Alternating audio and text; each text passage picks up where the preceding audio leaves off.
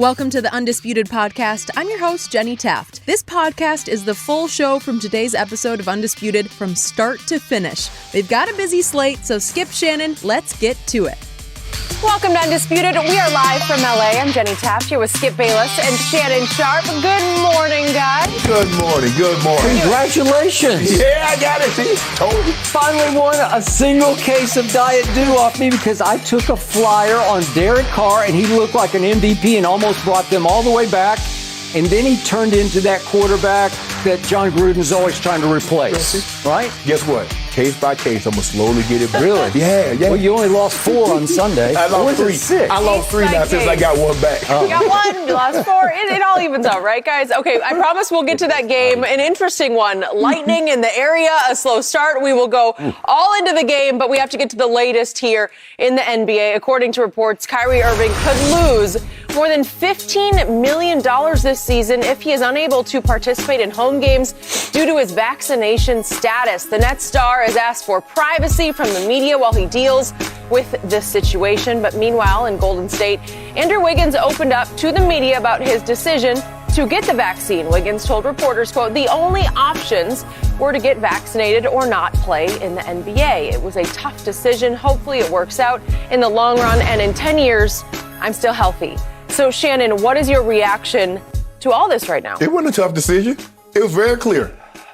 Lose 20 million, $20 million, or get vaccinated. Skip, it's really not a tough decision. And I get it. America, great. Freedom of choice, freedom of press, but that doesn't mean it's without freedom of consequences. Now, you have a choice. I choose not to get vaccinated, but what are the consequences? 15, 20 million? Simple as that. I'm not finna fall and go back and forth with Andrew Wiggins. You knew the rules. The NBA wants all its players to get vaccinated. But in Golden State, the Chase Building, also in Jersey, Brooklyn, Barclays Center, if you are unvaccinated, you are not allowed to enter the building if you play for them or you work in that building. It's as simple as that. Now, Kyrie now is the face because before it was 2 guys. It was Andrew Wiggins because he played for the Warriors. He was up under that umbrella. Now Kyrie plays for the Brooklyn Nets, Barclays Center. He's under that umbrella. So now Kyrie Irving is the face of this. Kyrie Irving has always been, since he's been in the NBA, and I know what I've been able to study about him, he's always been a go against the grain, a different. Absolutely. He's square and they're UFOs. Yep. So I'm going to see, we're going to find out just how devout he is in this. Now, I saw what Muhammad Ali did. He said, I go to jail, but I ain't going to fight no Viet Cong. I'm not going over there. And the Supreme Court intervened. Well, unless Kyrie Irving gets the Supreme Court to intervene, I don't see how he gets around this, Skip. And so we're about to find out, Kyrie Irving, do you really, really believe this, or are you grandstanding? Choice is yours, bro. Your choice. I'm just glad there are not more people like Kyrie. Because just imagine, Skip, if everybody did everything that was always in just their best interest, wasn't in the best interest of anyone else but themselves. Yep. I mean, sometimes I think we're like that in America anyway, Skip, given how dire things look at sometimes. Yep. But for the most part, I like to think that we do things in the betterment. Yep. Because the vaccine is not only for you, it's for those around you. You're protecting people around you. Kyrie just had a newborn recently. How much you want to bet they get vaccinated? He got vaccinated. The baby got vaccinated. Can't have it both ways. No. And people talk about, well, mandate, Skip, mandates have been for the vaccine. Skip has been, you got them, I got them. They're still required. Sometimes I think, Skip, I remember when vaccinations wasn't political. And sometimes I think this is what this has become.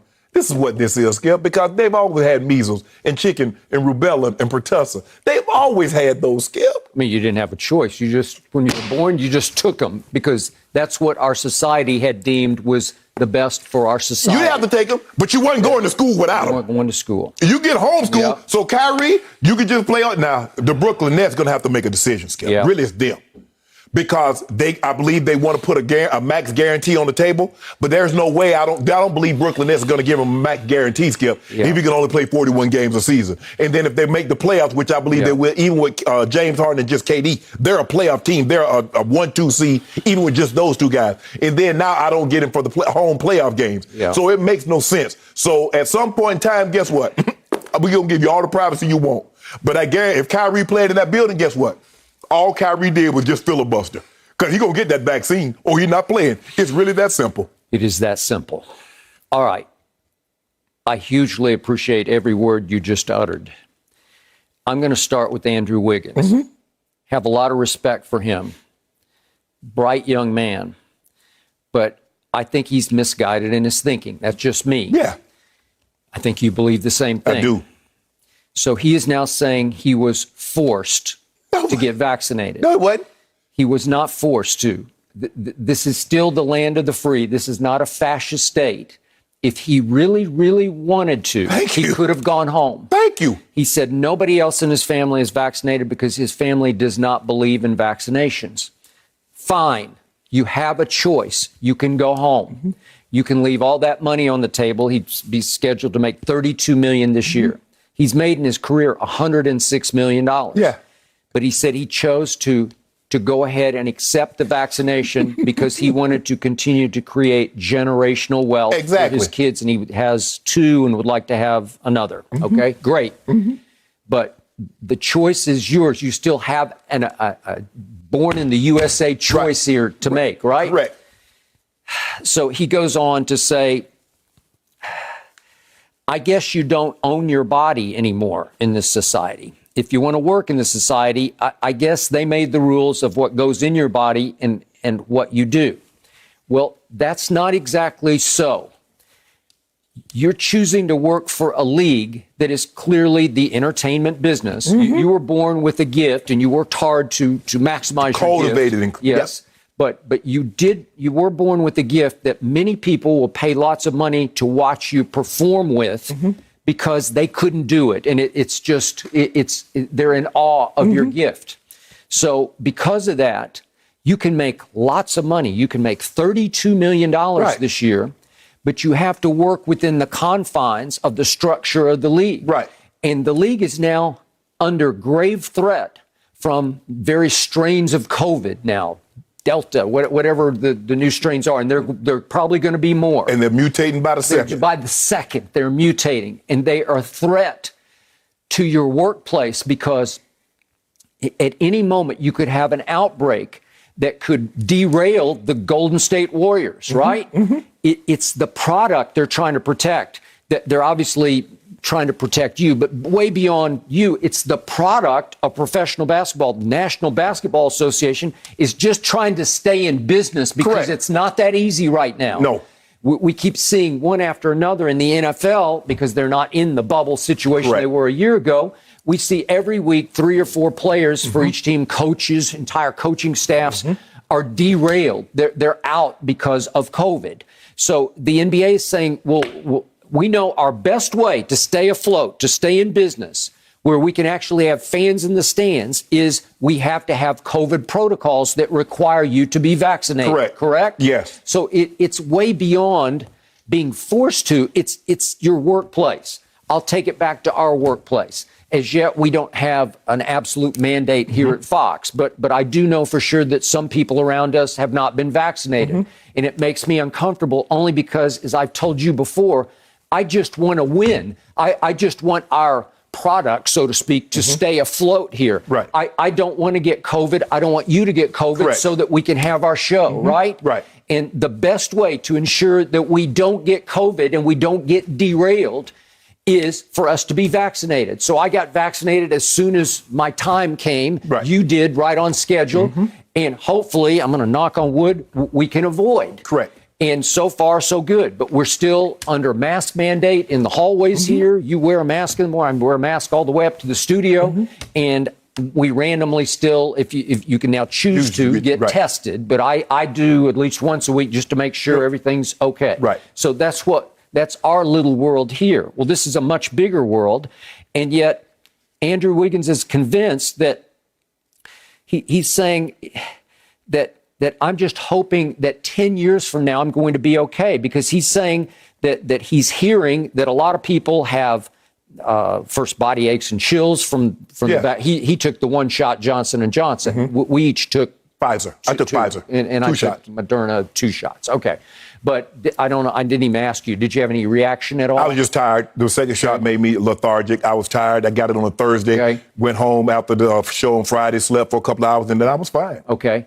I didn't have any reaction. I've had friends who, like you, had some maybe overnight reaction, a body ache, a chill. But the point is that he's saying Andrew Wiggins is convinced that maybe in 10 years he's going to pay for this. Right. Like something got put into me that will hurt me or harm me. Or when you get the wrong kind of COVID, guess what? You won't make it to 10 years. Thank you. Okay? you won't feel no pain. And there are theories out there, and you can dismiss them as conspiracy theories. It can hinder your ability to reproduce. I think that's concerning to him. Right. There are all kinds of the internet is just a wildfire of all the conspiracy theories. And he's reading the internet. Go to your doctor. Yeah. See, instead of getting on the internet and reading and Googling, go talk to someone that's certified that can talk to you about COVID. Thank you. But that's not what you want to do. You would rather go because there are people out there that's planning this information, knowing that there's people going to read this information. So that's the information. That's his research. Not going to talk to Skip, you with the Golden State Warriors. Do you know how much money these professional franchises spend in medical to get the best of the best? People would spend thousands and thousands of dollars just to get an opportunity to talk to a James Andrews or a Stedman Hawkins clinic or go to Dr. Neil Elatrosh. I totally agree. You got them at your disposal. The top of the top. Yes, Skip, you have them at your disposal, but you haven't talked to them. You go on the internet and read in these dark chat rooms where I heard they have you growing a third eye or you might be growing a trunk like an elephant. Man, get out of here. And Andrew concludes, hopefully there's a lot of people out there that are stronger than me and keep fighting and stand for what they believe, and hopefully. So no way you're not strong, you fronting. Because if you're strong, Skip, if you believe in that, you stick to it. Say, I believe in this, I'm going away. Yep. Muhammad Ali's willing to put his gloves up, Skip. 3 years in his prime, his absolute prime. He said, I'm not going. Andrew Wiggins, if you that devout in that, you believe in that, Kyrie, y'all believe in that, if y'all that serious about that, shut it down. Ali was conscientiously objecting, as he said, I got no beef with those Viet Cong. Right. You can do it on spiritual grounds or just moral grounds. Right. I don't have any quarrel with them. Correct. Right. This is different because this is not a me thing. This is a we thing. Because the smartest people in place in our society in medical positions are saying vaccination is the only way. Dr. Fauci obviously is saying it's just the only way. Right. Masks and vaccinations are the only way to defeat this. And yet we have holdouts. And now I move to Kyrie. I love Kyrie Irving as a basketball player. You know, I'm his biggest fan. He was born with an elite gift, a top of the top kind of gift. Yes. A handle that, again, he's worked hard at his craft. But listen, as you know, I'm just not sure I've ever seen anybody who could handle the basketball the way Uncle Drew can. Right. And when he did play last year, which was 54 games, he made 51% of his shots from the floor, which was career high, 40% from three, and 92% a career high from the free throw line. That's 50, 40, 90. And as you know, that's a very elite and a whole lot of guys done that. So we get that. Kyrie has made $159 million in his career, stands to make 35, stands to lose 15.6 if he sort of objects to the vaccination. Right. And yet, to your point, if you had given me a list going into this of players that I thought would be the last holdout against getting vaccinated, you'd be at the top of the list. He'd be the first one. Because he is that guy. He is about conspiracy theories. He's about, as he gets derisively called. Or as he says, thinking outside the box. Yes. He is world B flat. He is UFOs. He is Illuminati. And I love it that he thinks hard. He's got, to me, I don't know their IQs, but his would be at the top of the list in IQ.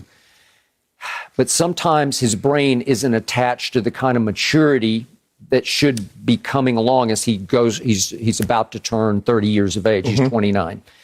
And my friend Tom House always talks about suspended adolescence, where you're never forced to grow up. Right. And I just feel like Kyrie hasn't been forced to grow up because he's been pretty blessed all along. And because he is such a deep thinker, he wants to be the last holdout.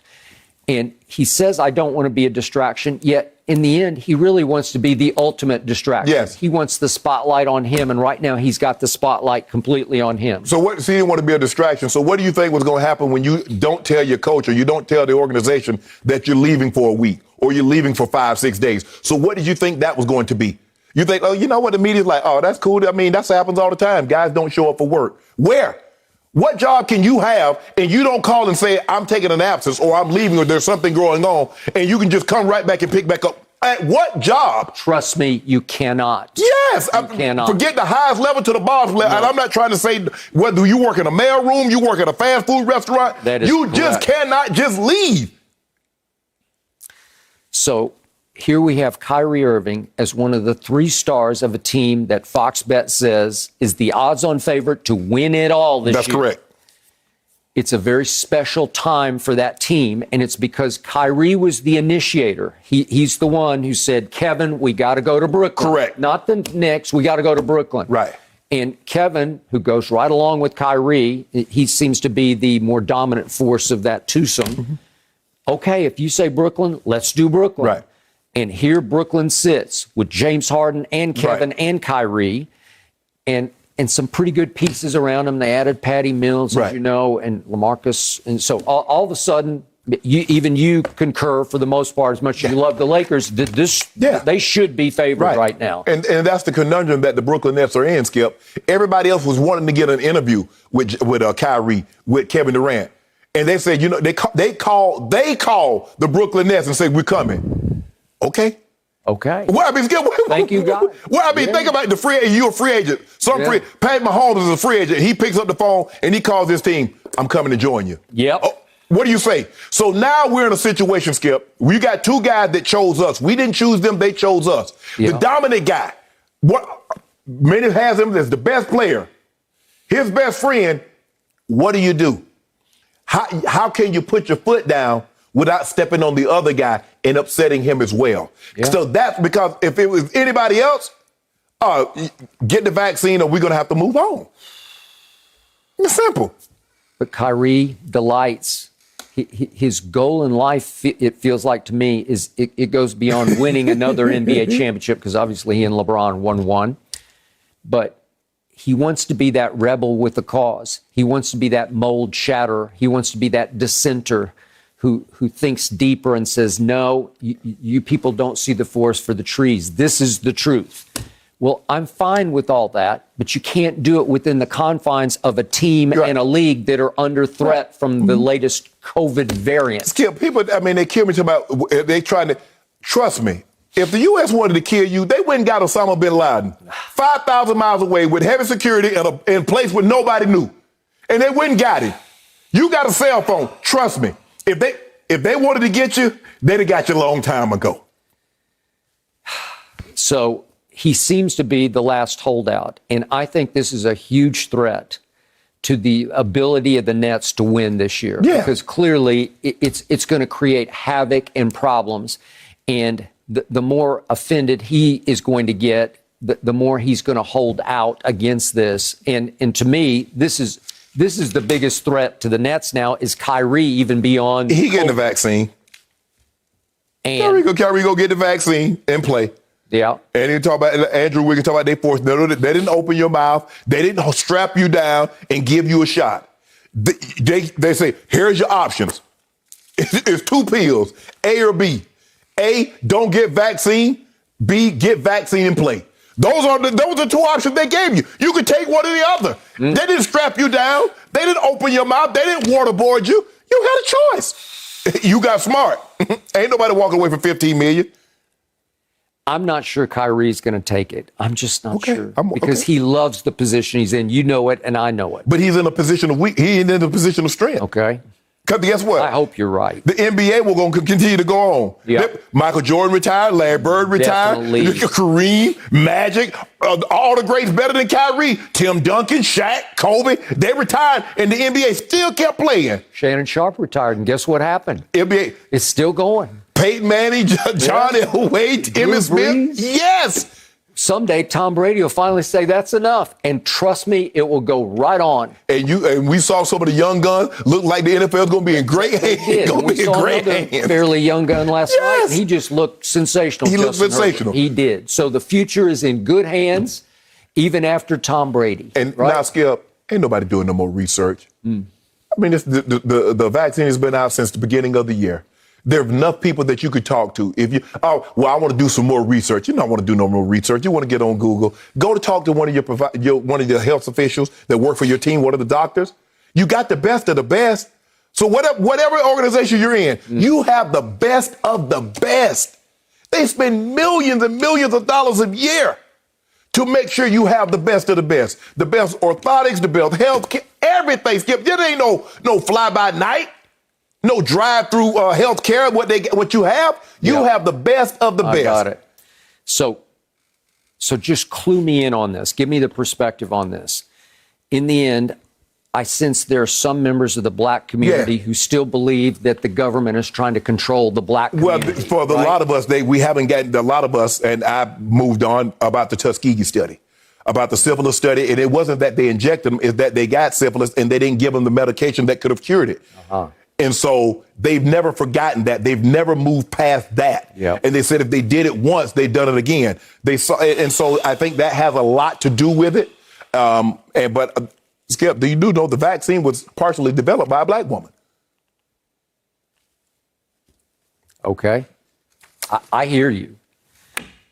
It's hard for me to hear Andrew, and I definitely can't hear Kyrie. Right.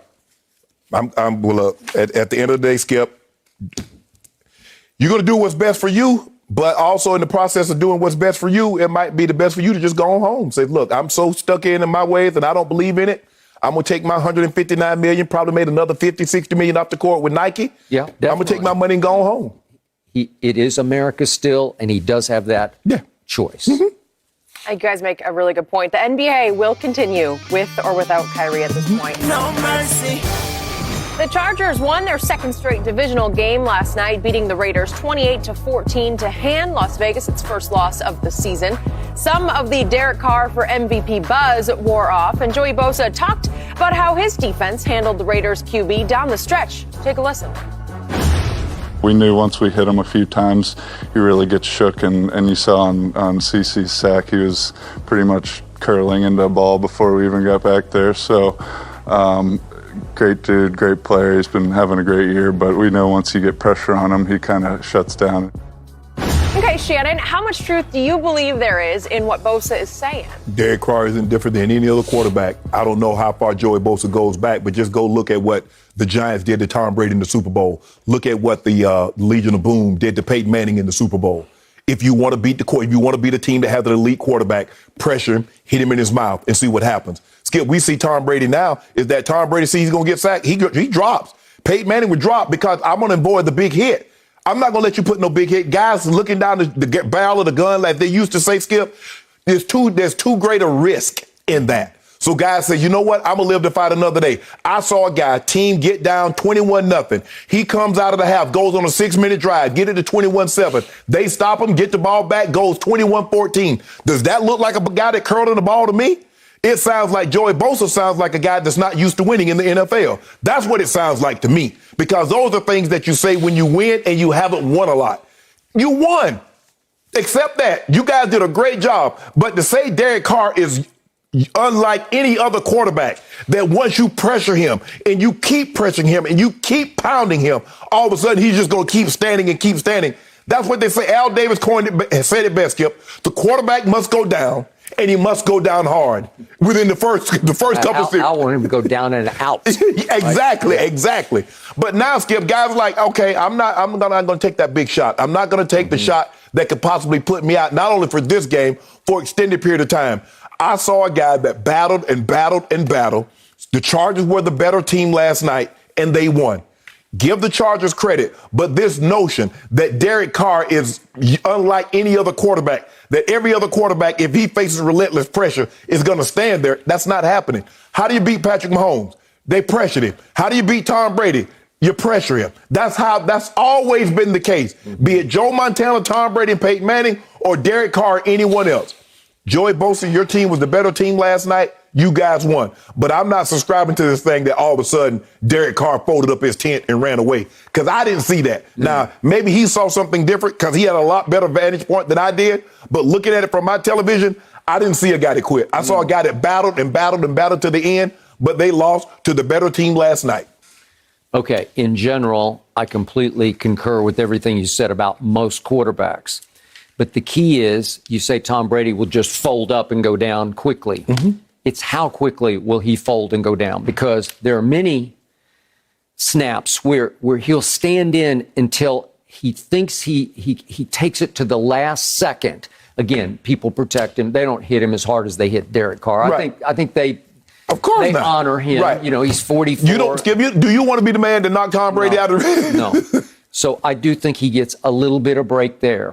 But I also think there are times he'll stand in strong and he'll take the lick, because he took a few the other night. And we've seen games last year at Chicago when he took a whole bunch of licks in the fourth quarter. And I thought he got concussed. But the point is, you can't lose your nerve to the point that you go blind. Right. So what did we see from Derek Carr? And again, I was rooting for the Raiders because I just had a gut feeling they might be able to pull it off because they have been cardiac kids in the fourth quarter. And he has often been incredibly clutch. If we go back 5 years ago, he's been clutch in the fourth quarter. Yeah. So here they came right on schedule. They're 21-0 down, and I thought they were down and out. So did I.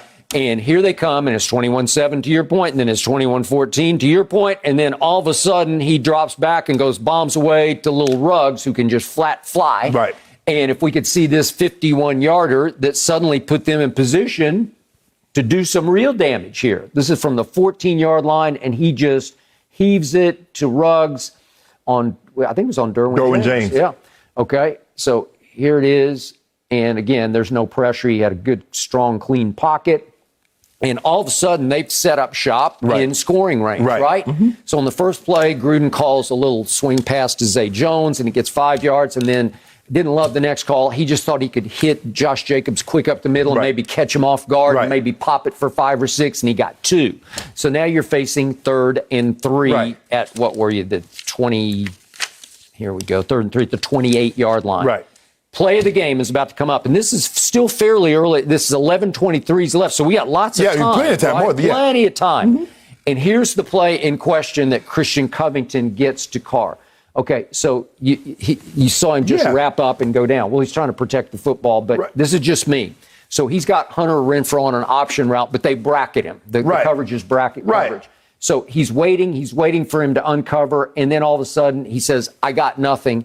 He went a little blind to me there, because what's the one cardinal sin you cannot commit in that circumstance on 3rd and 3 at the 28? If you take a sack, you're going to push your kicker to the edge of his range, right? You have to, listen, he's been playing a long time. You got to get rid of the football. You do, but Skip, but if you notice, Skip, they're calling intentional grounding a lot more than what we normally would see. Normally you throw the ball, you get it past the line of scrimmage, Skip, and it's like, okay, fine. But they're not letting you get away with that now. The clock in your head, after you've done this 1,000 times, is if it's not there, you have to preserve your 28-yard line. You can't, because from the 28-yard line, it was a 6-yard closer field goal. So the kicker gets a 52-yarder, and he missed it. And he was going to miss that from 32. I don't know He that. shanked it. Skip, that wasn't even close. He didn't shank it, he hooked it, didn't he? Yeah, he hooked. That's what I'm saying. Okay.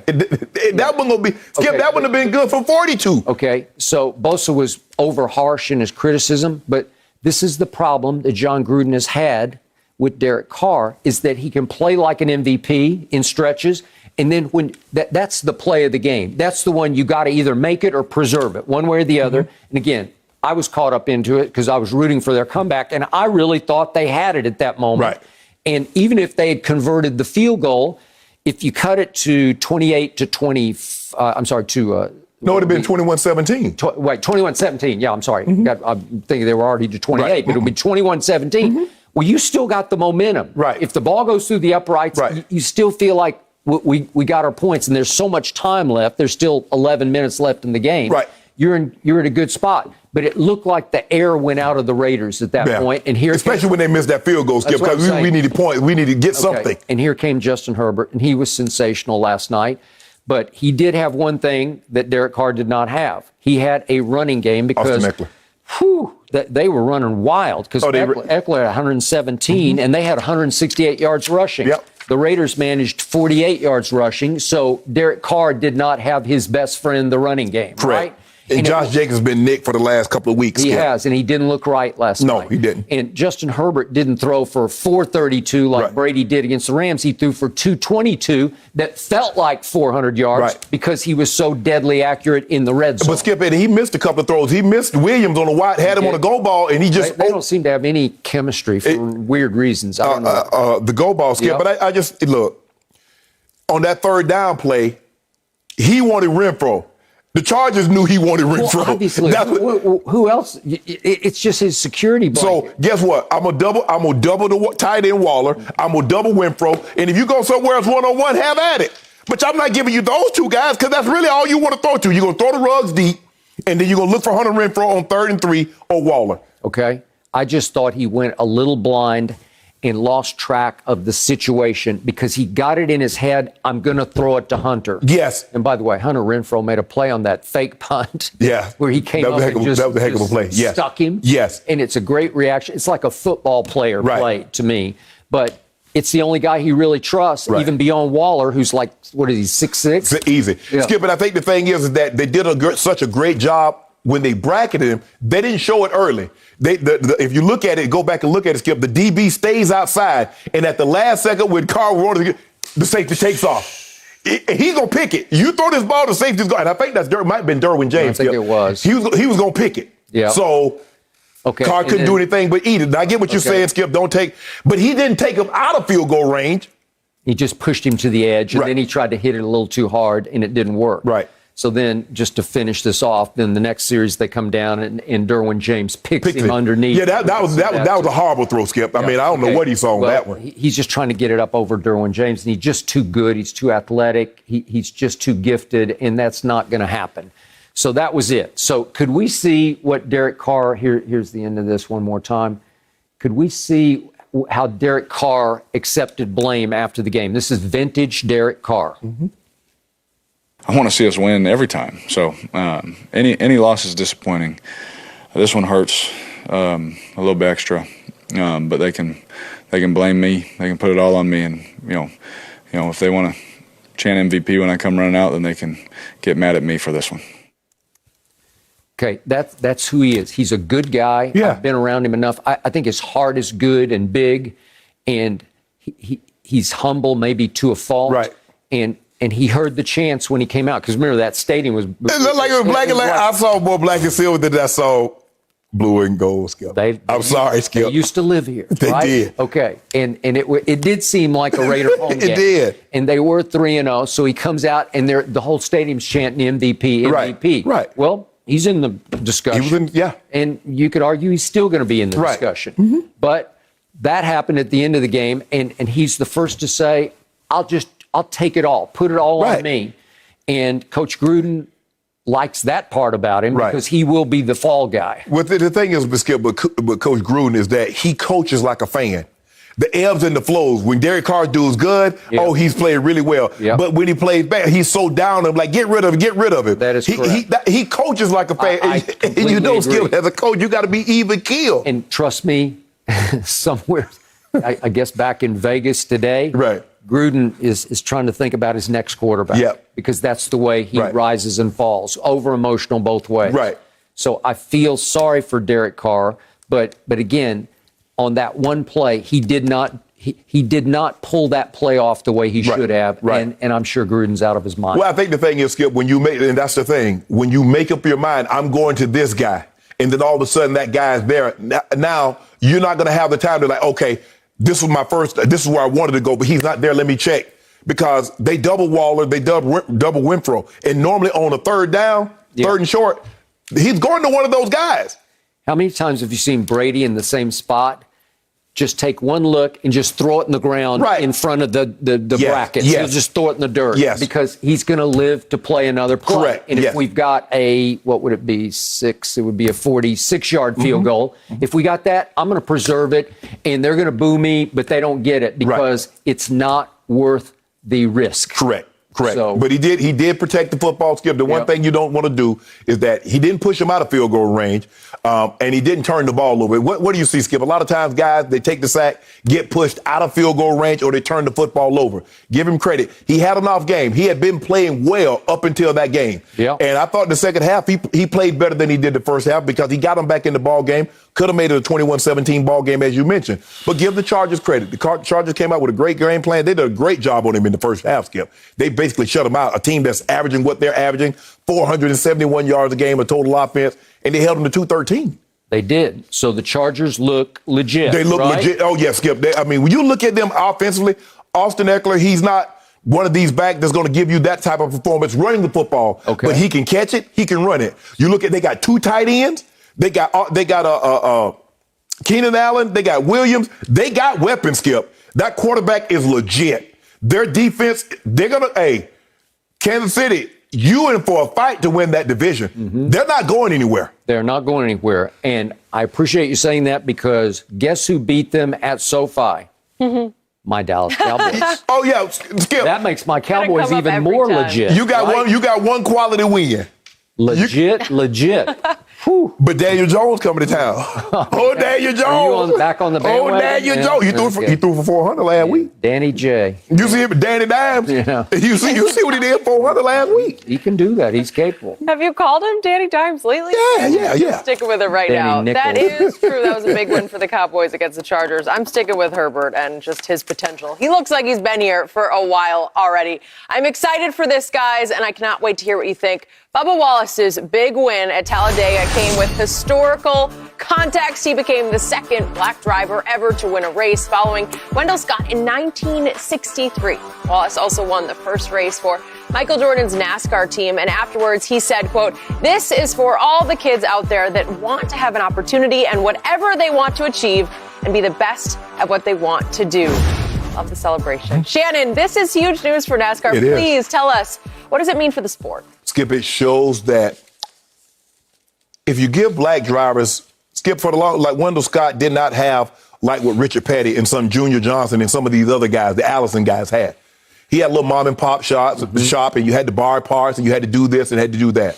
Well, Bubba Wallace now is with Jordan Racing. I think it's called Jordan XL with Denny Hamlin. So now he has the best engineers, best spotters. Talk about legit. Yes, best crew chief. He has the best that money can buy. So he can go up against the Hendrick Motorsports and the Gibbs Motorsports and the Penske's and all those.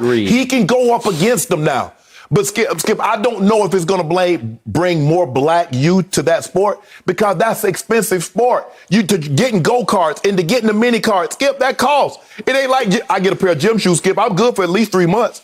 You got to have tires, you got to have engines, you got to have all that stuff. But it just shows, Skip, that when you give people true opportunities and true,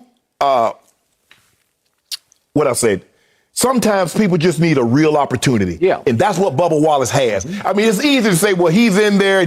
But Skip, when he got one sticker on his car that shows that the sponsors are not there, so he doesn't have the money to invest in the team. Skip, it costs. Man, you see how many, I don't know if you've ever been to NASCAR, but I'm a huge NASCAR fan. I've been.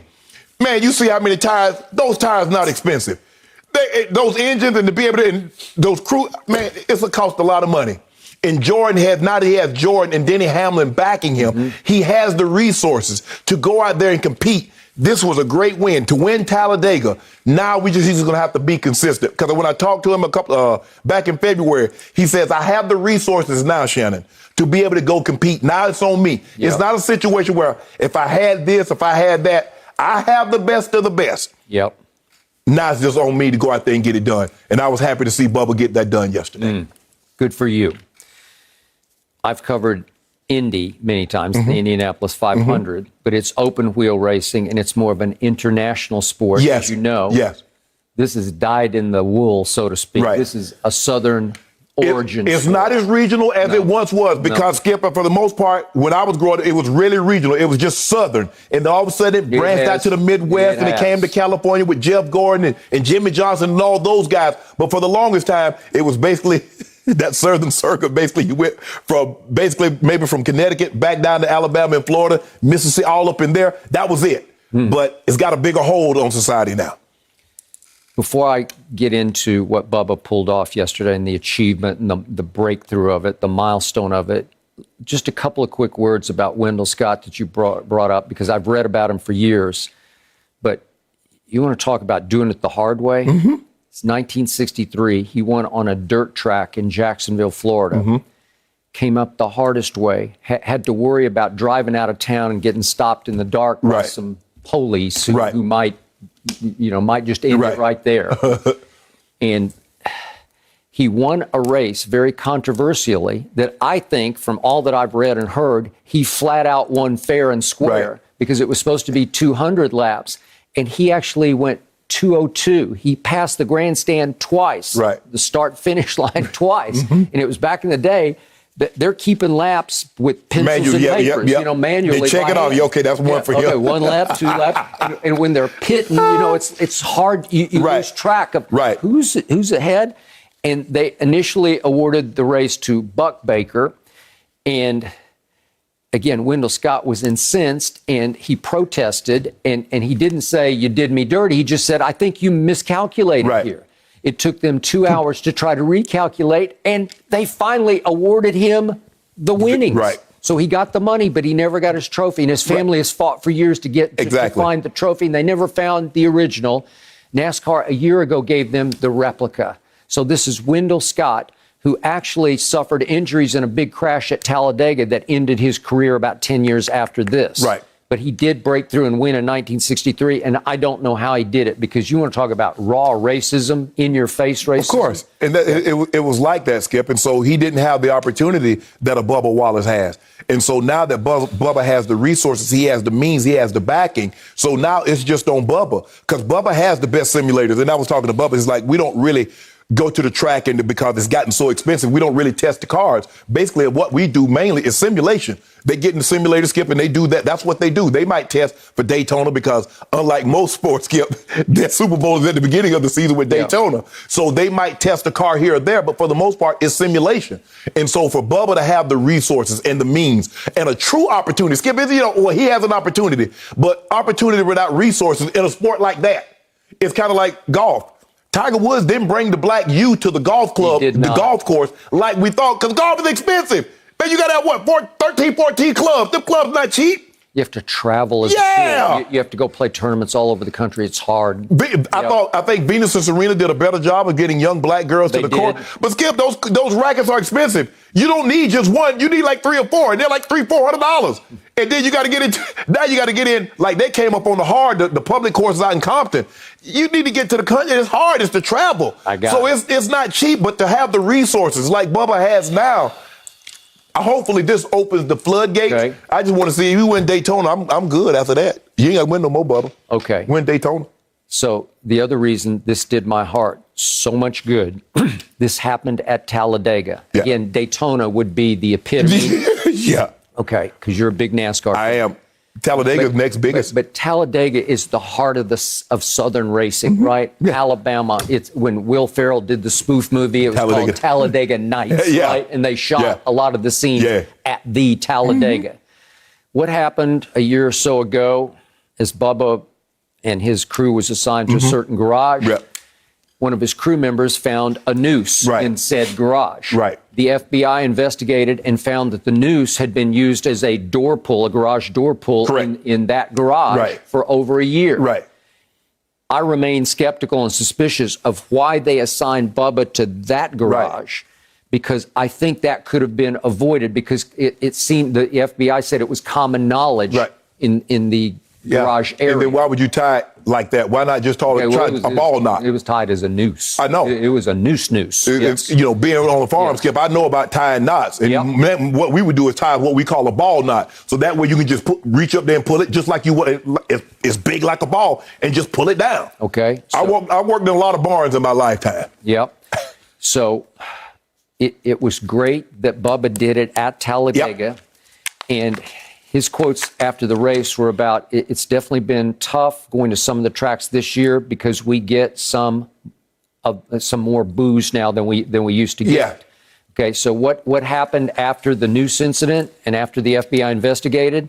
Well, our then President Donald Trump falsely accused Bubba Wallace of making up the noose situation and exaggerating and orchestrating the noose situation, which was absolute lie. But the FBI said it was a noose, although it wasn't. We don't believe it was placed there for intimidation purposes. We believe it was put there for a door pull. It was what Bubba said it was. Okay. And then it was reported that there was much more internet fallout even yesterday that Bubba won a rain-shortened race, but he made a sweet move to get the lead when it was clear the rain was coming and you better go for it now. And he did, and he pulled it off.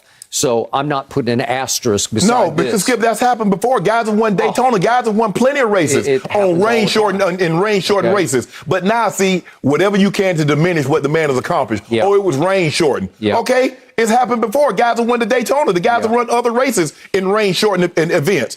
And nobody said a word about it. Nobody said a word, but he's going to take some internet fallout negativity. So Bubba's final quotes after the race yesterday was, "You're going to go through a lot of BS to get where I had to get. But you always got to stick true to your path and not let the nonsense get to you. Stay strong, stay humble, stay hungry," said Bubba. "Been plenty of times when I wanted to give up." I'm sure there are many times that he wanted to say, okay, I just can't take the nonsense of this. It's just ridiculous, because even though he was at the forefront of getting the Confederate flags eliminated from the venues, there's still cavalcades of people who drive, parades of people who drive past even Talladega with Confederate flags flying just to protest. And one was even pulling a carriage that had a Civil War cannon. Skip, look, I'm in Atlanta, and Hampton is a big racetrack, and you see they lined up. They got their big pickup trucks, and they flying the Confederate flags heading down to Hampton. So this is you might not can have it on the track itself, but guess what? Going to the track, they're gonna have them out. They're gonna have them out, and Bubba broke through. Come on, Bubba. Now we need February to get that Daytona. Okay, I wouldn't mind if you get Charlotte also. I can do the Coca-Cola 400. You'd be happy, though, with Daytona, I think. But if he get Daytona, man, that'll tell him what I might come in here and do, Bubba. You get Daytona, it's over, Skip. That's Super Bowl. That's Doug Williams. That's Doug Williams. Bingo. Doug can do no wrong. Doug good. And the rest of Doug didn't have to win another game. I don't think By the way, your Broncos were the victim that day. They were. 35-10. Doug got hot on them. All right. Well, congratulations to Bubba. We know this is just the beginning, and so cool. Michael Jordan congratulating him, knowing he always had the talent. It's a big deal. It's a big deal for that team. No mercy. In a recent interview, Allen Iverson unveiled a list featuring his top 5 killers in today's game. AI named Steph Curry, Kevin Durant, James Harden, Bradley Beal, and Damian Lillard, the one name people noticed right away that he never mentioned. That guy LeBron. Shannon, how offended are you that he left off the king? I'm not offended, and people shouldn't be offended either. Skip, I like apples and peaches. I'm not dissing grapes. I'm not dissing bananas. I'm not dissing watermelon. That's just what I like. This is the GOAT. No, it says you. This is the best player on the planet. If you don't mind me asking, 4 of the 5 players are what? Of what? 4 of the 5 players that he mentioned, what position do they play? I don't know, 2 guard? Guard. Yeah. What position did Allen Iverson play? Guard. Shooting guard. I believe Gronk is the greatest tight end of all time, but I'm biased towards Kelsey or Darren Waller because they remind me more of myself. Ain't no problem with that. I'm not dissing Gronk. I'm just saying the guys remind me of myself. I like those games. I like their games. What position did LeBron play last year for the Lakers? Skip. Point guard. Nobody looks at LeBron as a pure scorer. Everybody looks at LeBron like a Magic Johnson who could score better, who can facilitate the offense. That's how they look at LeBron. That's why when it's all said and done, he's going to be the all-time leading scorer. And all these other great scorers. Wait, he's not looked upon as a scorer, yet he's on track to pass Kareem to become the all-time leading scorer in the history of basketball. And he's also on track to be top 5 in assists. What other player can say that? Okay, so your point is what? My point is that you think Dame Lillard. So which one of these guys that he mentioned? Dame, KD, James Harden. Who else did he mention? Bradley Beal and Steph. Which one of those guys is going to end up in the top 5 in assists and top 5 in scoring? Which one of those guys? Okay, but what's your definition of killer? That's all that matters here. Top 5 killers. Scorers. Guys that go out and score the basketball. Mm-hmm. LeBron James has had a 60-point game. LeBron James had 50-point game. He's had more 50-point games than KD. So why wouldn't he be included in this list over Bradley Beal? Skip, that's his list. Okay. You asking a man why he choose to eat this as opposed to choose to eat that. You like chicken. I like fish. That don't mean you got a problem with that. That's just what you like. Do you have respect for Allen Iverson? Yes. And I respect that those are the guys that he believes are the killers. Okay, I'm good. The answer gave you the wrong answer. No, he didn't. This was the ultimate diss to me from Allen Iverson, who knows a thing or two about scoring the basketball, about highlights. I think to him, this is about creating highlights. It's almost like, who do you want to watch score, right? I want which one of the guys that got going to win? Okay. Win championships, win MVPs. Okay. And there's something in the word killer, as in cold-blooded killer, but I'm not sure that's where AI was going with this, because a couple of guys on this list I couldn't go cold-blooded killer on. I don't think Damian Lillard is a cold-blooded killer. That's just me. Skip Dame is a scorer. He's going to shoot the ball from 40 feet and it's going to go in. He's going to turn around like he did nothing.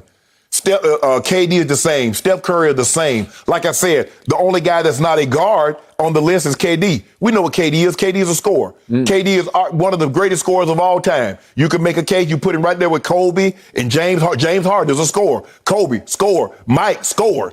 Bron does other things more than just score the basketball. So people don't look at him as a guy that says, okay, he's cold-blooded, because LeBron doesn't go out and just try to get 50. LeBron says, you know what? I'll give you 35, 13, and 7. I thought LeBron James invented the logo 3. He's given credit. He was the one who established that shot as a viable shot. Okay. Am I right? Yeah. Okay. So why wouldn't he be on the top 5 killer list? Because LeBron James is going to have a 50-point triple-double as opposed to a 54-4 game. 50 points, 4 rebounds, 4 assists. That's not James Harden is a guy that can assist the basketball, but James Harden is known as a scorer, Skip. LeBron is never going to be a scorer because LeBron that's all he's not required to do. LeBron is going to probably has led his team in rebounding, has led his team in assists. Every year he's been in there for 18 straight years. No other player can say that. Maybe Stockton. So maybe AI is saying that LeBron doesn't belong on this list because he's just a longevity scorer. He's not a sensational highlight scorer the way these guys are, right? Skip, we've seen what LeBron has done, Skip. We see it. You should be offended by this. I'm not offended. Why not? Why would I get offended by a man saying this is what he like as opposed to that? Well, because it's just what everybody should like. If this man is, as you say, the GOAT, and he is still the best player on the planet, and you continue to tell me he's the best player, well, then he's got to belong on AI's top 5 killers. That's like me getting offended if somebody said, well, the girl Shannon's dating is not attractive. Okay, not to you, but to me. Okay, but that's beauty is in the eye of the beholder. Okay, killer is in the eye of the beholder. Well, is it? Yes. Huh. But he's en route right now. He's on arc. He's on path to pass Kareem Abdul-Jabbar. Yes. Most points ever scored, and he can't make AI's top 5 killers. Skip, that's AI's. Wow. Skip. There's disrespect. Let me ask you a question, Skip. It's like AI doesn't fully buy into LeBron James. We're both TV guys. We watched a lot of TV. Your favorite show's probably not mine. I can say, Skip, I can't believe you ain't got Gunsmoke. I can't believe you ain't got Hogan's Hero. I love Hogan's Hero. I'm just saying. Okay. I can say a lot of series is like, Skip, that's not in your top 5. Man, you crazy. That's my list. That's not your list. Your list is your list. You want Skip, you got to stop this. Every time somebody has a list and LeBron isn't on it, it's a diss. Every time somebody has a list and Tom Brady isn't on it, it's a diss. No, it's not. By the way, the woman who raised me named Katie Bell, she always says, you got to look at Gunsmoke with me. So I did. Yeah. I sat and watched it with her. Yes. Okay. My grandfather loved all the westerns. They don't do westerns and Big Valley and Gunsmoke and Bonanza and all those. Okay. So who's the top one on this list when it comes to killing? It's KD. We're talking about basketball killing, obviously. Kevin Durant went into LeBron's house. If we could see the shot that he made, it's game 3 of his first go-around with the Golden State Warriors, and he made the shot of shots right in LeBron's grill, just pulled up right in front of LeBron, and that was ball game. Okay. And then last year in the playoffs, the shot of shots was made by Kevin Durant, one of the great clutch playoff shots ever, and he got like a toenail on the line. Yeah, but he lost. A toenail. We're highlighting a loss. Look at this shot, and it was the denouement to a masterpiece. It was one of the greatest scoring games, all-around scoring games that you will ever see. Skip, we're highlighting a loss? Yeah. You're highlighting a loss. You do realize he lost. He had a toenail on the I three-point don't care line. what he had on it. I don't care if he had an eyelash on it. It was not a three-pointer. It was a two-pointer. Okay. And then do you remember what happened in the gold medal game of the Olympics? Yeah, I remember what happened. No. You got to finish up the story about that game. Okay. You can't just jump from that game to the gold medal. What happened in overtime of that game? I thought that game was over. It wasn't. And he hit the wall. He ran completely. The tank was dry. He can't be dry. As you told me, James Harden was a shell of himself, and there was no Kyrie. It was 1-on-5. That's what you told me. It was 1-on-5. And he went 48 minutes of 1-on-5, and that was all he had. How many times has LeBron done that? Yeah, and then who hit the biggest shot of the game? A guy named Middleton, the closer for All I know is who gave him the lead in overtime. Giannis with a give me that. Yeah, that was with like 4.5 minutes. Giannis. Yeah, Giannis. Best player in the NBA currently. Guy named Chris Middleton, the closer for Hold the Bucks. on. You got the best player in the NBA. Why didn't he close it? He was there. He got to close that. Yep. Nothing left in the tank. I wonder what you mean nothing left. A toenail on the three-point line, or it's over, and there's no Bucks. There's no championship. There's no Giannis MVP. Whoa. There's none of that. Time out, Skip. None of that happens. I'm just trying to figure out. The Nets are going to win it all with just Kevin Durant. Best player in the NBA can't run out of gas. That's what you told me about LeBron. Well, Kevin only spends like $20,000 a year on fitness. LeBron spends $3 million a year on fitness. I don't know what, Katie. It goes up with inflation. Hey, all I know is that Giannis went to his house in a game 7 and beat him. And went to the NBA final in the closeout game, dropped a 50-piece. And he is a 2-time back-to-back MVP. And I thought that game and series were over. It is over. A toenail. It is over. It was over. Giannis says it's over now. Which brings us to the gold medal game. And I couldn't believe Kevin even went to the Olympics. He did it for God and country. He said, I got to go defend our honor. Now he's a Marine. Now he's a Marine. He did it for God and country. If he doesn't go, Simplify. If he doesn't go, we lose. It's as simple as that. Simplify. I cannot believe this man over here. And what happens down the stretch? We need somebody to close the deal. So poor Dame goes to the free throw line and goes clank, clank, missed both of them. And I'm like, oh, God, Kevin, just run and get the basketball the next time. I told Ernestine, she's sitting right next to me, I said, hey, he's got to just run to the ball and say, just throw it inbounds to me. Let me get fouled. Let me march down to the other end and swish these 2 free throws. And that's exactly what happened. Okay. He is a cold-blooded killer of a closer. And you saw it on full display with the toenail in the on Olympics. the line. Yeah. In the Olympics. With the other team that had 3 NBA players, and we had all the guys on our team. We would have lost without him. We would have lost. You know it, and I know it. He was a nuclear weapon. Whew. Skip. Yeah. But we talk about the Olympics. That's what that's what we use now. We've never done it before. How is Bradley Beal on this list and there's no LeBron? I can't even believe it. Dame over LeBron? Yeah. What? It's just the ultimate disrespect. That's the AI has an affinity to guards. He loved guards. Michael was a guard. Kobe was a guard. LeBron was a guard. LeBron is a guard. He's the point guard. LeBron is a point forward. Oh, come on. Last year, he brought the ball up for the Lakers. LeBron is a point forward. Well, you know and I know. His natural position is point guard. Point forward. He is far more magic than Michael. You know it and I know it. Skip, I've never argued that. But he's a small forward. When they say who's the best small forward of all time, they say LeBron James, the best point guard of all time. I don't think they say that. Who better? Small forward? Yes. Well, how do you even put him in that category? Because that's what he is. He is not. He's a point guard. Power forward is Tim Duncan. Center is Kareem. 2 guard is Michael. Point guard is Magic. 3, small forward. 1, LeBron. What about your favorite player growing up?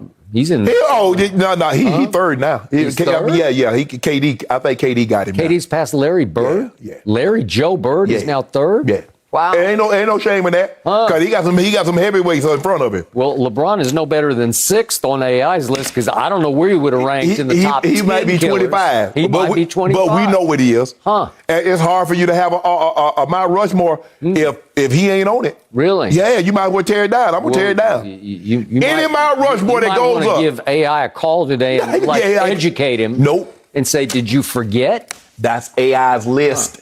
When I saw this, I felt bad for you. I felt bad for LeBron. For what? It's just terrible. The man got 30. The man It actually stains your reputation. No, it doesn't. Yeah, it does. No. Our reputation is impenetrable. Yeah, it's Teflon. About to be 5. About to be 5 for 5. Really? 5 titles, 5 MVPs. Really? Yeah. And how many losses? 6. 6. Yeah. Oh, that's not very good. Yes, it is. I know a guy who went to 6 finals and won every one of them with 6 MVPs. Why he only went to 6? I know a guy. Why he only went to 6? Because he didn't play that long. No, he played 15 years. So what happened to the other 9? Did they not have finals? No, he took 3 years off and came back for a ceremonial 2 years. I want to know what transpired between 84 and 90. He only played 13 years. Okay, can you ask, this. Did they have finals? Because I could have swore I watched Magic and Bird duel it out a lot in the 80s. Along with Dr. J was in there, Hakeem Olajuwon was in there, and Isaiah. I never saw the Bulls in the finals in the 80s. What happened? Are you disrespecting Michael Jeffrey? I just asked you a simple question. I'm just wondering. Did they not have finals in the 80s? Yes or no? Stain his reputation? Because it sounds like you are. You're doing what AI did to you. You're doing it to Michael. All I'm saying, did they or did they not play finals in the 80s? Yes, if they did, why wasn't he in them? Okay, better player, Michael Jordan or LeBron James? For the record. I want the people out there to hear you say it again. For the record, this is for the record, for the cassette, for the CD, for the MP3, and for the iPhone, and for the streaming service. Okay. Go James. Go James. Yeah. Is there any other way I can get music out? Any other way? 33, 45, CD. You realize cassette, you just made you made millions of people laugh when you said 8-track. It's comedy. You remember that? You had an 8-track in your car, did you? Did I? I know you did. Yeah, there were 4 tracks, and then they went to 8 tracks. Yeah, exactly. If you worked hard for your money, you could actually maybe buy an 8-track. Yeah, I remember we used to go to the store. They would tape for you. They would record all your favorite songs or what. Ooh, that thing was nice. Yep. I had one stolen right out of my car because they were hot. People stealing it. It's hard to lock your car back there. Yeah. The 10 wasn't like it is now. No. People just looking at it like, oh, you left that in there? Let me get that. AI, way to go. Why didn't they steal that Pinto you own? Why didn't they steal that Pinto? Would you have a Nova? Did you no, I had a consult him on the 6-cylinder list Mustang. before it out? No mercy. With just 3 seconds to go in a 23-7 victory, the Ravens intercepted the Broncos in the end zone, and John Harbaugh called a QB run for Lamar Jackson so the team could get an NFL record with its 43rd straight game of 100 yards rushing. So yesterday, both coaches were asked about that sequence, and neither held back. Take a listen to Vic Fangio and Harbaugh. I thought it was kind of, but I expected it from them. I just know how they operate. That's just their, mode of operation there. Player safety is secondary. You're throwing the ball in the end zone with 10 seconds left. I don't know that there's a 16-point touchdown that's going to be possible right there. So, that didn't have anything to do with winning the game. So, like I said, what's meaningful to us might not be meaningful to them, and we're not going to concern ourselves with that. Shannon, these are your teams. Yeah. Whose side are you on? John Harbaugh's. I have no issue with what they did. That wasn't the reason why you lost the game. The last 5, 8 yards, whatever Lamar Jackson ran for, that wasn't the reason you lost the game. Skip, if somebody would have told Vic Fangio, you're going to hold the Baltimore Ravens offense to 105 yards rushing, you're going to say, we win the game. You did, but Lamar beat you throwing the ball. You walk to the middle of the field, you shake his hand, say, good job, son, good luck, stay healthy, hopefully we see you down the road. That's what you do. I want to play for a guy like John Harbaugh because we've seen it before. A guy needs 2 yards to get 100 yards rushing. They put him back in the game, he gets the yard. A guy needs a catch to keep a streak alive. They put him in the game and they let him get it. They've always done this. If you didn't want them, you wanted them to take a knee, why are you trying to score with 10 seconds left? You should be mad at your quarterback, Drew Lock, because he had the running back right over the ball, wide open for a touchdown, and he threw it to the guy that was covered. So be mad at Drew Lock. Don't be mad at John Harbaugh. So I got no problem with John Harbaugh is under no obligation to take a knee. They do that. Skip, we getting victory formation. We choose to do that. Safety of the game, don't worry about that. Just play. Until the officials blow the whistle, they're 0-0, you play the game. You relax, that's you. I'm glad they got it. Yeah, that means something. 43 straight games with at least 100 yards. That's over three seasons. Tied the Pittsburgh Steelers record. Yeah, get that. And I hope they get it again.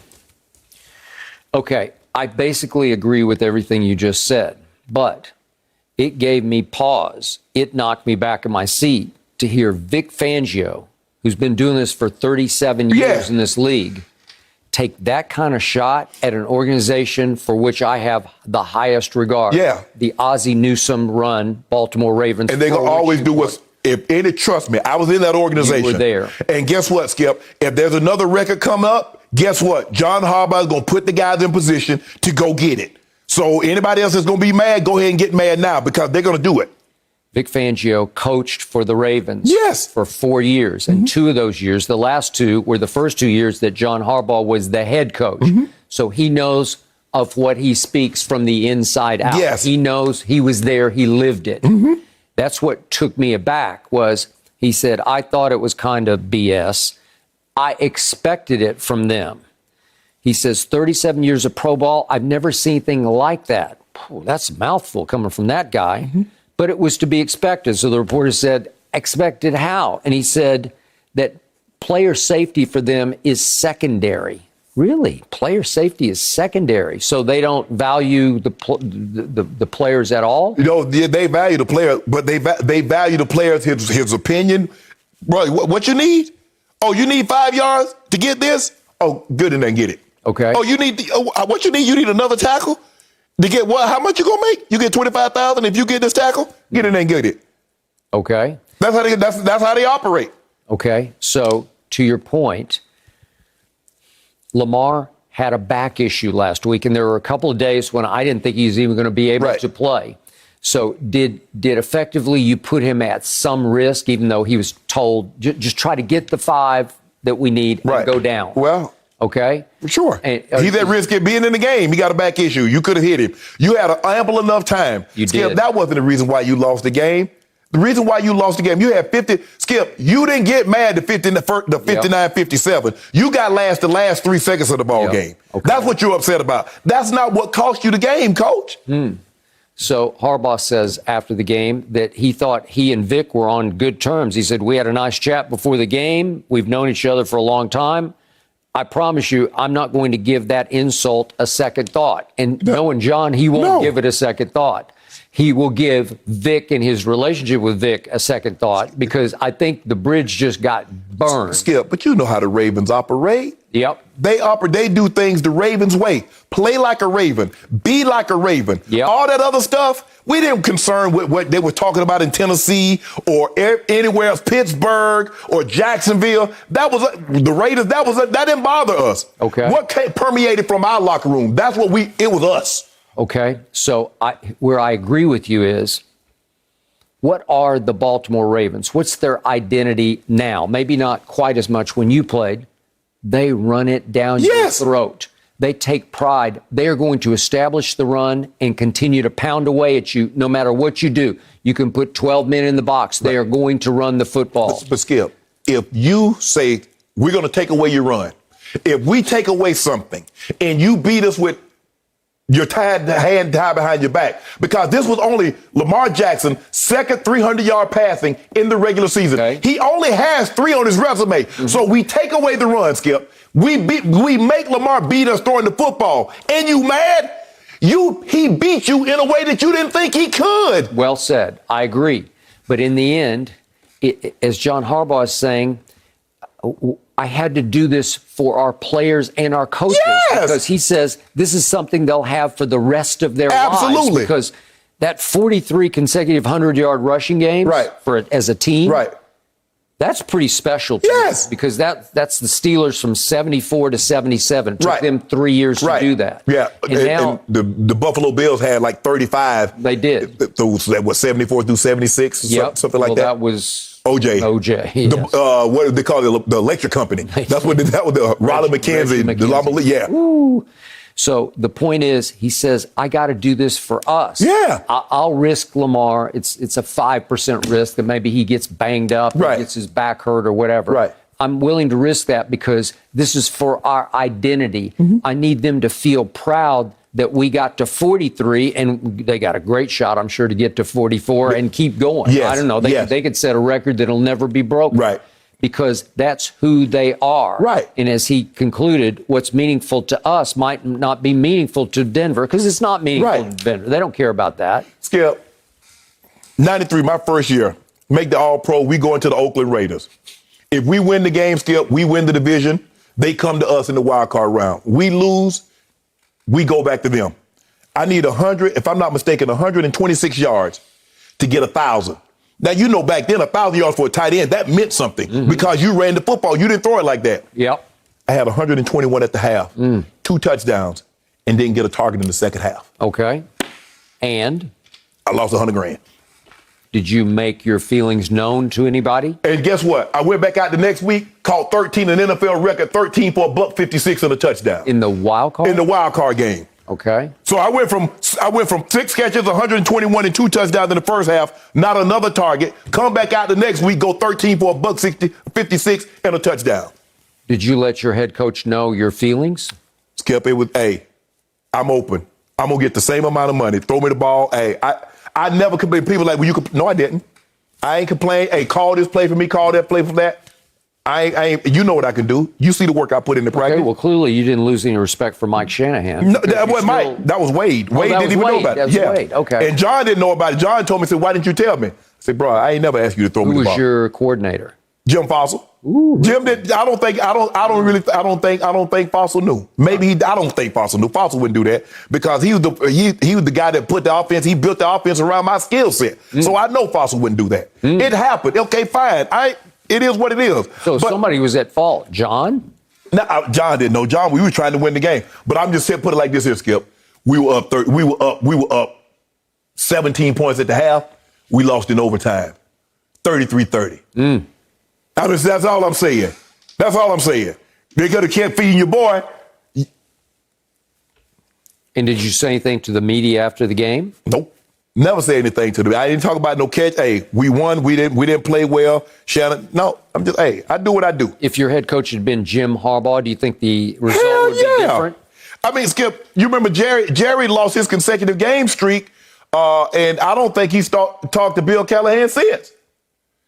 Jerry had a streak like 260-something games. He did. And they wouldn't throw him the ball because they had already had the victory. And Jerry just wanted the hits to keep the streak alive. I was there. And they wouldn't do it. Yep. Man, get that man that record. He earned that. I don't think anybody going to get that record anyways. I don't think any receiver going to catch that record anyway. Bill Callahan, old school. Yeah. Just win the game. But like I said, Skip, I appreciate it. Because, Skip, I've been in teams such and such.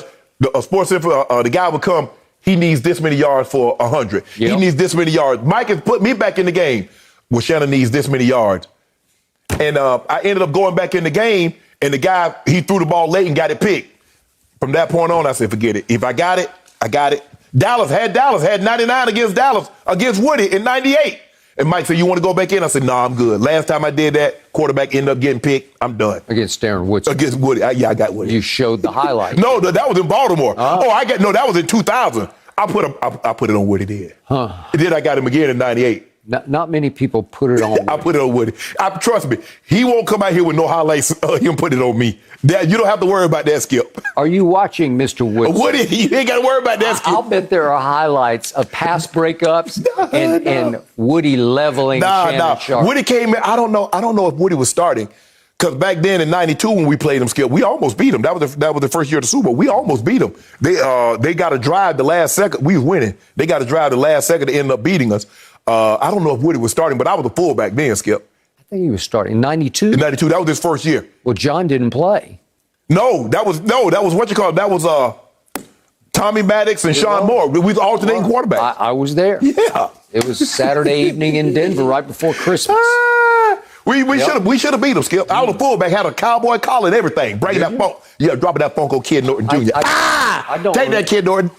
I don't remember you even playing in that game. I caught a couple of shovel passes. I just remember Emmitt Smith taking the game over. That's all I remember. I caught a couple of shovel passes. Okay. But I remember that. In 98, I said, I'm going to get back on y'all. Darren Woodson definitely played it. Woo! No mercy. Sunday, it's a star-studded doubleheader on Fox. First, Aaron Rodgers leads the Packers against Joe Burrow and the Bengals, or other regional action. And then, in America's Game of the Week, Saquon Barkley and the Giants battle Dak Prescott and the Cowboys, all on Fox and the Fox Sports app. So check local listings for the games in your area. Well, Dallas is 3-1 and leading the NFC East, but some skepticism still remains about Mike McCarthy's decision-making. His clock management in the Chargers and Eagles games has been questioned, and then Sunday against the Panthers, he declined a penalty that didn't pay off before leaving his star defender, Devon Diggs, on the sideline at the end of the game out of an abundance of caution. So, Shannon, scale of 1 to 10. How worried should Cowboys fans be about McCarthy here? It should be a 9, Skip. They should be very concerned. He's going to cost them a game. The question is when and will it be in the playoffs? If you look at the same situation with the clock management, look at Tampa. What did Tampa do, Skip? They called timeouts, got a field goal right before the end of the half, didn't it? End up helping them win the ball game. It did. Your guy, he let the clock just run over. A minute 10, minute 15, they just let it go. We good. We up. We beating the brakes off them. We straight. And then the Greg Zuerlein, which was egregious. You let the clock, you run a play, a 56-yard, I don't care how much a leg he got, even for Justin Tucker. The Ravens would have tried to get closer. It just, they had no more time to get closer than 66 yards. So they had to. You had an opportunity to get closer than 56, and you had timeouts. And he said the scoreboard clock malfunction. And then the other guy, there was a guy in front of Kellen Moore, so he couldn't. He said the cameraman got in his way. Yeah, he could say, excuse me. Or you could. And after the game, Dak is saying, well, I was just watching the clock down in the end zone. So I guess I guess that big play sheet that McCarthy had was blocking his eye. He could see it. All they had to do was just lower the play sheet, Skip, Just look. There are clocks all over the place. And he's froze, Skip, sometimes. He should have, most coaches have analytics guys in their ear, Skip, telling them. But he's freezing in these moments when you have to make split-second decisions. And it's going to cost you. The question is, will it be in the playoffs and cost you a game? That is the question. I hope the answer is no. I hope he gets it out of his system in game number 9. But it's going to happen, which is why, scale of 1 to 10, he horrifies me. He scares me to death. I'm a 10. Okay. I'm at red alert on a guy who I thought he won a Super Bowl, but I guess Aaron Rodgers won in spite of him. Right. I told you going into this year, my team's going to have to win in spite of him. Because it actually started last year at Giants when they were still hanging in the NFC East race, or least race. That challenge. Yeah. And the headline the next day is Dallas Morning News. Mike McCarthy's non-challenge and loss to Giants may have eliminated Cowboys from playoffs. Well, that's what you were just talking about. Well, there it was right before your very eyes, because here's the play. Daniel Jones hits Pettis with a ball that clearly he did not come up cleanly with.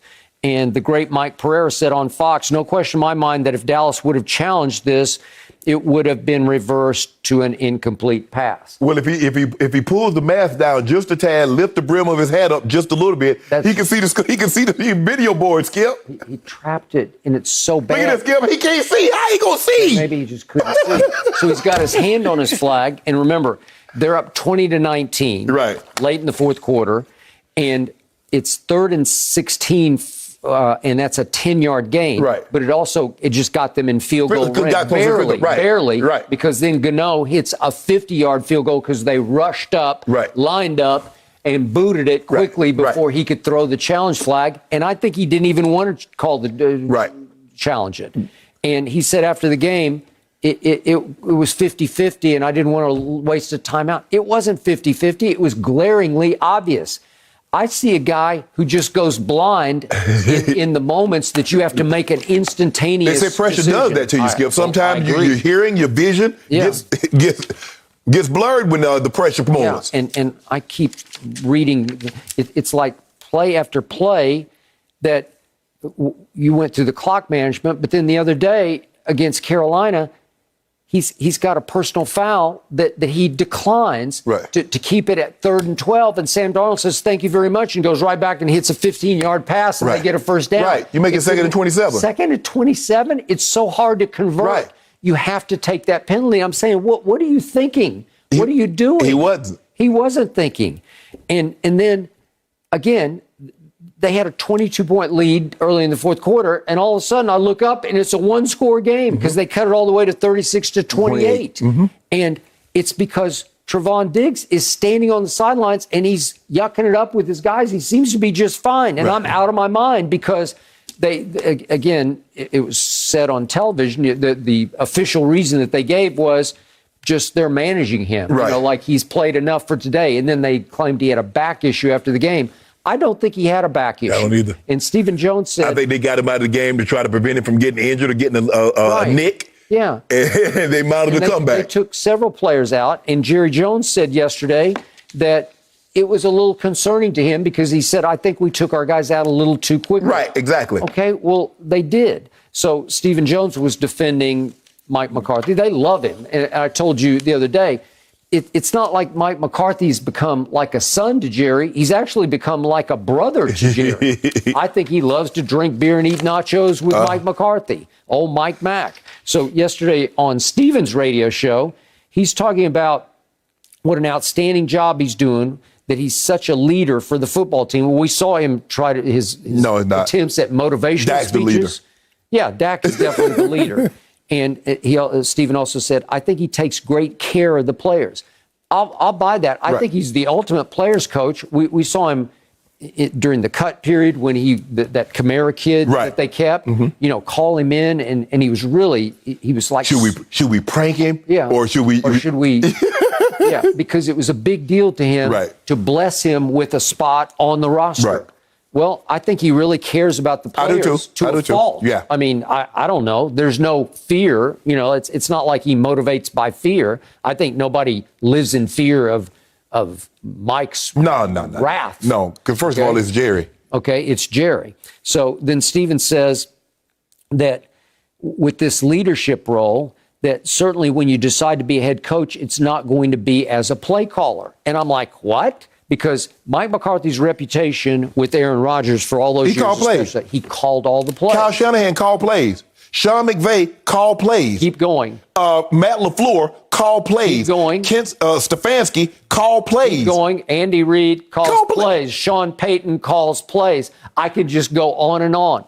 All the ones who can call plays, they do call plays. They do both. They're the CEO, they're the general, and they're the play caller. Right? Yeah. And I don't know, Andy Reid's pulled it off. Sean's pulled it off at the highest level, right? Mm-hmm. What are you talking about? So they had a Kellen Moore who had great rapport with Dak. Correct. So I don't blame you for saying, let's just protect that. Let's keep that. But you're going to hire a Mike McCarthy to do exactly what? Right. What else can he do? Yeah, you could have gave Kellen Moore the head job then. You could have, and maybe that's in the in the card in the near future. Well, it could be because if if they keep this pace up, Kellen people are going to get a job offer because he had a chance to go back to his alma mater. No, but he's going to get a pro job. That's what I'm saying. Yeah. He will definitely be the next man up for the next pro job because that's how it works. That's how it works. Right? He's a star coordinator. And I'm not saying that Kellen would be a great head coach because I don't know. Right. I never know how they will turn out because when you're a coordinator, you don't have to lead the football All team. you worry about is your offense. Yep. You ain't worried about no special teams. You're not worried about no defense. You're not worried about no roster building. You ain't worried about no free. You don't worry about nothing. All you worry about is the offense, getting your 11 guys, getting your guys ready to play, get all the checks in, make sure your quarterback's good to go. Yep. That's all you have to worry about. Yep. So I read a line in the Dallas Morning News the other day that win, lose, or draw under Mike McCarthy, you can always trust he will do something goofy. Mm-hmm. And I agree. It's goofball stuff. It's like he kind of loses his mind in the heat of the moment, and he is the commanding officer. Right. Whether you like it or not. Because Skip, we see that normally we don't think of coaches, but a lot of times with players, in a pressurized moment, they'll make a mistake. They'll bobble a ball, or they throw the ball away, or they dribble the ball out of bounds, or they drop a ball in football in a pressurized moment. Well, coaches, you see what happens in pressurized moments for head coaches. They do things like what Mike McCarthy's doing. Okay. So I'm being completely objective to you. I love my team. I love my depth. I love my new spirit. This is different. This is special to me.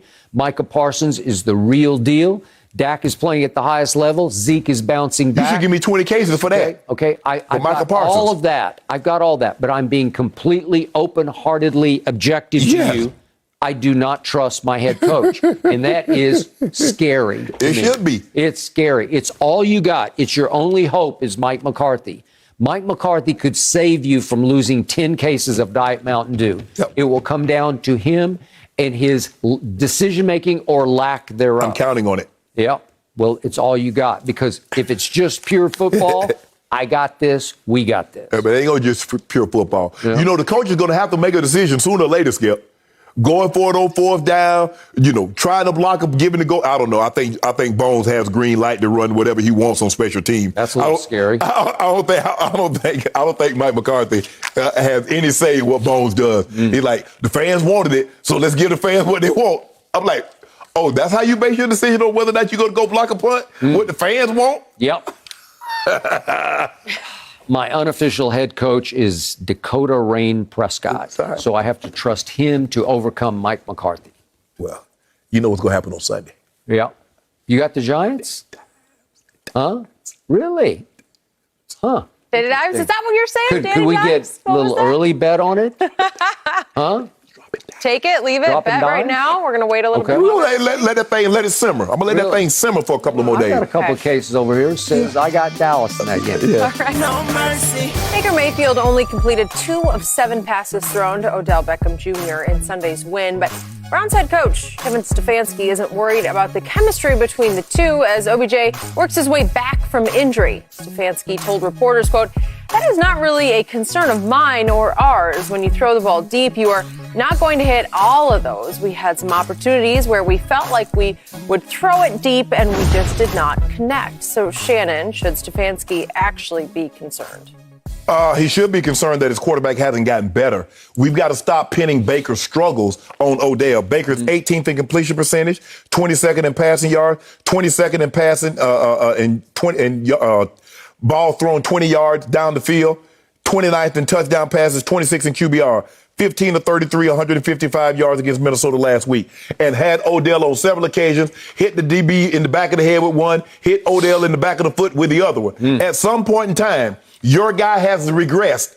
He's not in the class with Josh Allen, Lamar Jackson, Justin Herbert, Kyler Murray, all the young guns. He's definitely not in the class with my homeboy. So we can just set that aside. So all these young quarterbacks, he's getting worse, Skip. He's regressing. And the easy out for you is that Odell came back. Well, Odell ain't got nothing to do with him hitting the DB in the back of the head with the football or him hitting Odell in the back of the foot. Had a wide open for a touchdown. Tell me when it's my turn. It's your turn, but your guy's gotten worse. I first guessed this. I was right about this. I tried again and again to explain this to you. All you have to go back to do, just go back to the Cincinnati game last year at Cincinnati. Baker was coming off maybe his worst game as a pro football player. He'd had a QBR of 6 at Pittsburgh. They had gotten annihilated 38-7 by the Steelers on the road. And they had to go on the road to Cincinnati against Joe Burrow. And once Odell was down and out, and again, I'm not wishing this on anybody. I'm going to knock on wood for him. Baker went crazy without him in the lineup and had a QBR of 97, one of the best of the entire seasons, or the last year's season. And Joe Burrow played great in that game, had a QBR of 80, and Baker just flat out outgunned him and then went on a tear without Odell. It doesn't click. It doesn't work. They don't have wavelength. They like each other off the field. Baker likes him to a fault off the field. Baker idolizes him, wants to sort of be Odell in stature and in magnetism. Well, I don't know about that, Skip, because I think Odell is bigger than Baker off the field, and I think Baker might be envious. I don't know. I think Baker's starting to rival that. Yeah, but Baker don't get to hang out with Drake, and Baker don't get to go to the Paris fashion shows and do all those things that Odell can do and what Odell has done. At some point in time, you're going to have to accept the fact your guy's average. That's what he is right now, Skip. He's an average quarterback. Boy, he went 8-3 down the stretch last year in Pro Football Focus, your favorite website, graded him the 4th best quarterback over 11 games.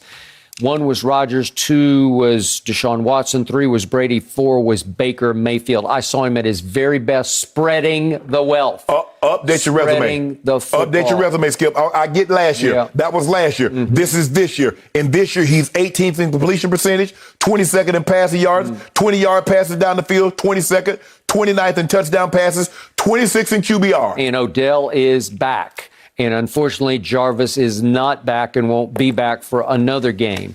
Jarvis works. Rashard Higgins works. All the tight ends work. Baker doesn't work. Yes, he does. You were driving his bandwagon for a while. You told me that he's better than Josh Allen. You told me he will be. Before it's over, he will be. No. It does not work with Odell Beckham Jr. Does not work. I called it first. I first guessed it. Skip, he's not better than Lamar. You know he's not better than Justin Herbert. Is he better than Kyler Murray? What about my homeboy?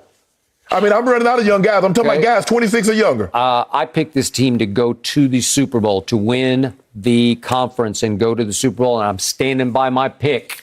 They're not going to beat Baltimore. Baltimore going to win that division like I told you they would. How's that Pittsburgh Steelers pick yours looking? Okay, are they not decimated by injury? No. They've been as more decimated than anybody. Their quarterback is aged 10 years in 4 weeks. Do you remember what happened on opening day? Do you remember opening day at Buffalo? What happened? You love Buffalo. Josh Allen, this and that. Steelers took them apart on the road. And then they lost everybody. They lost Devin Bush. They lost Joe Hayden. They lost T.J. Watt. They lost everybody. I just want to know the film that Pittsburgh saw last year. It says, you know what? We want Big Ben back for $14 million. What film did they watch? Especially if you watched the last 6 weeks of the season and watched the playoff game. So what tape did they got that I didn't see? All I know is I'm standing by my pick. And I love Baker Mayfield, and I think he's going to make you eat lots of crow over there before this is over. Yeah. They're 3-1. They're in a real good spot. If Kareem Hunt and Chubb keep running the ball, yes. But Baker Mayfield ain't winning you no games. That running game is going to win you the game. Ain't no way you shouldn't be better than this. Completion percentage with a running game like that, you got a top 3 running game. And you completing 18% of your passes? Bad. Should be like shooting fish in a barrel. They make the playoffs last year? Yeah, they did. They win a playoff game? Yeah. They went to Pittsburgh and won a playoff game. And had an opportunity to win another, then what happened? Well, again, that's... Drank too much water. Went to bed. Super Bowl team. Whoa, they got a... Whoa. That don't mean you can't beat them. Just because that was a Super Bowl team. That don't mean you can't beat them. First step. You got to take one baby step at a time. Well, he crawling again. Yeah. He was walking for 6 months, and now he back crawling. In his first 3 years, he had 4 head coaches and 4 coordinators. Yeah, guess why they had that many? That was the common denominator. Coaches came and went. All coordinators came and went. Okay, I want you on record. I'm on record. Yeah. Give me Josh Allen, Lamar Herbert, Kyler, my homeboy. Give me all them over here. Well, I ain't even get the big cast of characters. Don't give me Odell. I'll give him to you. You can have him. I'll take Odell. Yeah, take him. Please take him off our hands. Let Odell get... Y'all should trade, as a matter of fact, trade him to Kansas City for Mecole Hardman. Good. Do that. All right. Done. And see what happens. Yeah. And see what happens. Yeah. It's going to get interesting. No mercy. In 4 days, it's time to settle the score in round 3 between Tyson Fury and Deontay Wilder for the heavyweight championship of the world. Saturday, live on pay-per-view, but buy it as well on the Fox Sports app. Anthony Davis was in and out of the Lakers lineup last season with injuries. He focused on getting his body right this offseason with an emphasis on conditioning. And while LeBron might still be the best player in the NBA, he is 36 years old. AD said his teammates have told him, this is your team. We go as you go. So, Shannon, is this no longer LeBron's team? No, I'm not getting about whose team it is. LeBron, but there's no question. Nobody's questioning what's LeBron going to give you on a nightly basis. Those are the questions that they have to ask about Anthony Davis. If Anthony Davis plays like he did his first year in L.A., it'll be his team. LeBron has constantly said, we go as AD go. They try to make a concerted effort to get AD going first. LeBron is always trying to feed him the ball. Where do you want the ball? Let's get AD the ball. But it's on AD to show up nightly on a consistent basis and do what he's capable of doing. AD needs to give him 28, 9, 10 rebounds, 2 to 3 blocks on a nightly basis. If he does that, everything else will take care of its place. Whose team it is, the guy's team, you don't have to worry about, is it Steph's team? Is it Dame Lillard's team? Is it this guy's team? Because those are the guys that's going to give it to you on a nightly basis. And that's what Anthony Davis needs to do. That's what the expectation level is. So if he plays like he played his first year in L.A., it's going to be a breeze. Wait a second. I thought we were talking about the GOAT, right? Isn't that what you call LeBron? Yeah. He's a phony GOAT, but you call him the GOAT? Yeah. He calls himself the king. Yeah, he right? is king. You still refer to him as the best player on the planet, and he willingly. No, that's Giannis. That's Giannis' title right now. Oh, wait, that's over LeBron? That's Giannis' title. I've made that clear. We had who's the best player in the NBA. I said it was Giannis. We're going to get it back, though. Oh, you're going to get it back. So you're on course to regain. We're going to take the title crown, back. We're taking sweepstakes back, everything. Okay, yet you willingly concede that this is going to be Anthony Davis' team? No, Skip. What I'm conceding is that LeBron, what questions are you asking about LeBron? Is LeBron going to play great on a nightly basis? Is LeBron going to do this? No, those are the questions that you ask about Anthony Davis. It can't be your team if we have to question the consistency in which you're going to give us max effort on a nightly basis. But I read this shocking quote from Anthony Davis. He says, the guys have talked to me about this is your team. Okay. This is your team? Okay. Well, what about the king, the GOAT? Yeah. The best player on the planet? Well, that's like mutiny. That's like dissension. No, it's not. All it is that we need Anthony Davis to be Anthony Davis on a nightly basis in order for us to accomplish what we need to accomplish. You try to make it about dissension. But LeBron, Skip, when you are accomplished as LeBron James, you don't get it's my team. No, it's his team. Oh, it's that. You don't get involved in that kind of things because you're above that. Well, and by the way, the truth of the matter is, if we just cut to the chase here, the guy who thinks it's his team is the new guy on the block. The guy over there on the right, the guy with 0 rings. That guy? You try to trust. No, I'm not trying to start. He'll try to start something because he's saying this is my team in my town because I'm the only one who grew up here as a Laker diehard. Okay. And he'll say, LeBron is going to hand me the keys to the kingdom and I'm going to take over as the point guard. So he now thinks it's his team. No, he doesn't. So AD thinks it's his team. And you still have the GOAT or the phony GOAT saying, I think in the end, he would say it's his team. So I ask you a question. I was there in Whose team is it in Brooklyn? Well, let's go back to 1998 Chicago. The real GOAT, the true GOAT, the only GOAT. I was there covering that team. Did he ever say in his wildest dreams or nightmares, we go as Scotty goes? Scotty is not the equivalent player of Anthony Davis. Scottie Pippen can't give you what Anthony Davis give you offensively. Scottie Pippen was top 50, right? Yeah. But I don't think anybody thinks that Scottie Pippen is a better player than Anthony Davis. Well, would Michael ever say, we go as somebody else goes, or I got to hand the keys off? No. But Skip, it was Michael first, Michael last. And that's what cost him. Going to go only and that's what cost him. Michael and goes. That's what cost him into Washington. Because Michael at 37, at 38, 39 thought he was still that same guy back in the early days of Chicago. I don't think he thought he was that guy.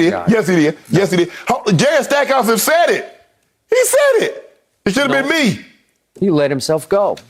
We know that. It took 3 years off. Well, if you let yourself go, you shouldn't come back and expect to be the man. But that don't get ceremonial. He just came back. We don't do ceremonial now. Yeah. Okay. No. Anyway, back to our originally scheduled program. Yeah. LeBron, see, that's what you always try to do. You always try to start dissension. All I'm saying I think it started on its own. No, it didn't.